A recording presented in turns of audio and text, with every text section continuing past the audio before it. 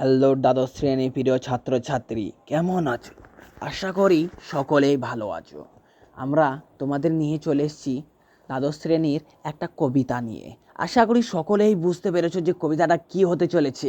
হ্যাঁ বন্ধুরা, সঠিক বলেছো, প্রার্থনা রবীন্দ্রনাথ ঠাকুরের। এটা রবীন্দ্রনাথ ঠাকুরের ৭২ সংখ্যক কবিতা, নৈবেদ্য কাব্যগ্রন্থের অন্তর্গত। এটা রবীন্দ্রনাথ ঠাকুর কিসের জন্য লিখেছেন সেটাও তোমাদেরকে বলবো, এক্সপ্লেন করে করে লাইনগুলোকে তোমাদেরকে বোঝাবো, তাই ভিডিওটাকে স্কিপ না করে ফুল ওয়াচ করো। চলো মূল বক্তব্যে আমরা চলে আসি।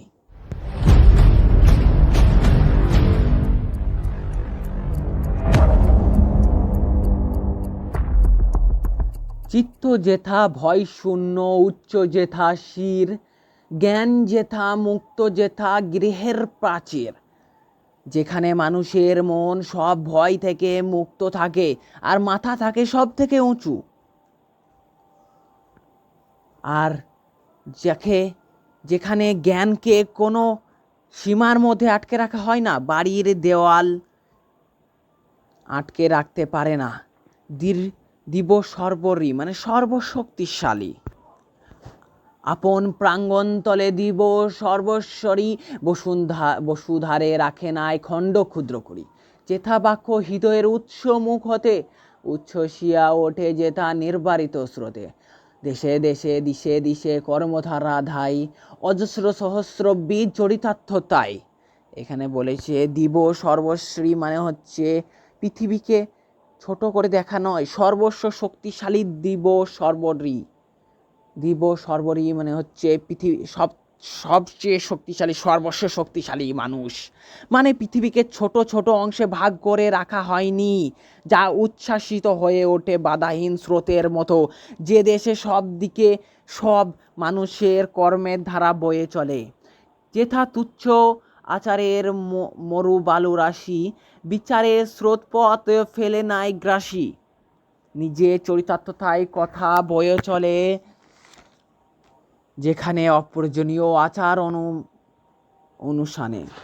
মরু বালু রাশি, গ্রাসের বিবেকের পথ, গ্রাস মানে বিবেকের পথ, যে পথ তাকে আটকাতে পারেনি, ঢাকতে পারেনি, পৌরুষের করেনি খণ্ড খণ্ড ভেঙে। তুমি সর্বকর্ম চিন্তা আনন্দের নেতা, নিজে হস্তে নির্দয় আঘাত করি পিত, ভারতের সেই স্বর্গ করো জাগরিত। তুমি মানে ঈশ্বর, যে সর্বের কর্ম চিন্তা আনন্দের পরিচালক, যে যেটাকে পরিচালনা করে তাকেই আমরা মহান গুরুজন বলি। যে পিতা নিজের হাতে আঘাত করে ভারতকে সেই স্বর্গের স্থানে জাগরিত করে। প্রার্থন গল্পটি রবীন্দ্রনাথ ঠাকুরের নৈবেদ্য গ্রন্থের অন্তর্গত। এখানে রবীন্দ্রনাথ ঠাকুর, যেটা তোমাদেরকে আমি বলতে চলেছি, যে রবীন্দ্রনাথ ঠাকুর এই গল্পের মাধ্যমে কী বোঝাতে চেয়েছে। মানুষ যখন আমাদের যখন ইংরেজরা আসে দেশে, তখন মানুষ ছিল একটা, যে কোনো মানুষ আগের যুগে যদি কোনো দেশ থেকে আরেক দেশে আসতো, তাহলে আমাদের গ্রামগঞ্জের সব রীতিনীতি ছিল যে একটা মানুষকে আমাদের অতিথি আপ্যায়ন করা। তাই রবীন্দ্রনাথ ঠাকুর বলেছেন যে তুচ্ছ করি আচারে মরু বালুরাশি, পরশে কি নিঃশতধা। তুমি সর্বকর্ম চিন্তা আনন্দের নেতা, তুমি কর্ম, তুমি চিন্তা, তুমি আনন্দেরও নেতা। ঈশ্বরকে বলেছেন যে তুমি যখন পারো, তখন আমাদের এই দেশের মানুষের জ্ঞানটাকে কেন বাড়িয়ে দাও না? জ্ঞানটাকে বাড়িয়ে দিলেই তো মানুষ, অসহায় মানুষরা একটু থাকতলা মানুষের কাছ থেকে বেঁচে থাকতে পারে। সেই জন্যই বলছে যে আমাদের দেশ যেন উন্নতির পথে যায়, অবনতির পথে নয়। তাই বলেছে নিজে হস্তে নির্দয় আঘাত করি পিত, মানে পিতা যখন নিজের হাতে যখন একটা ছেলেকে শাসন করে, তখন সে জাগরিত হয় এবং সে নিজের পথটা বেছে নিতে সক্ষম হয়। ভারতের সেই স্বর্গ করো জাগরিত, তাই বলেছে মানে ভারতকে সেই স্বর্গের পরিণত করতে বলেছে ভারতকে। তাই বলেছে অজস্র সহস্র চরিতার্থ, তাই নিজের চরিত্রের যে কর্মধারা, যে নিজের চরিত্র যে তোমাদের ফুল, সেটাকেই কবি এই কবিতার মাধ্যমে তোমাদেরকে তুলে ধরেছে। যে এই কবিতার মাধ্যমে তোমাদেরকে মুক্ত থাকতে হবে, নিজের চিন্তাকে, নিজের আনন্দকে, নিজের কর্মকে সব কটেকে নিজের